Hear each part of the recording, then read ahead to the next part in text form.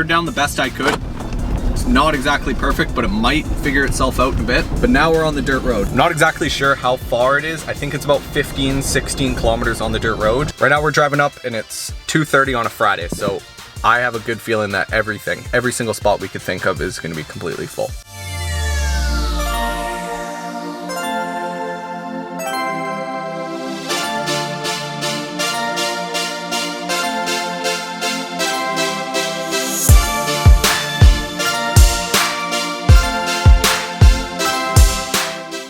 Emerson's just gonna drive up the road just because there's only one campsite and then there's no point of all of us coming down. So he's gonna go up there and check. We're gonna go up the Starmore. We're both taking down there.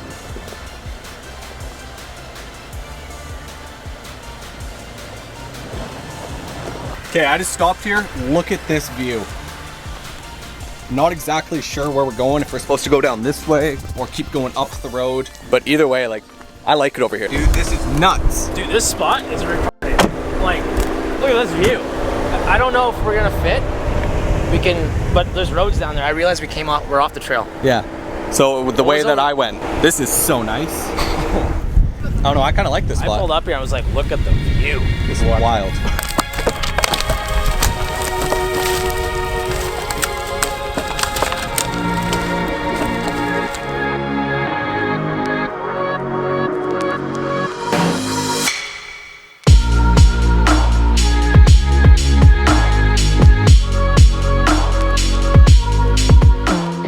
Okay, we just got camp set up. Conlon just showed up. This is Conlon. Conlon, say hi. Right on, boys. So we're loading up fishing rods, as you guys can see, and we're gonna go to a lake. Our original plan was to camp on the lake, but we came up here a little late. I think people started coming in around like Wednesday, so that obviously just beats us.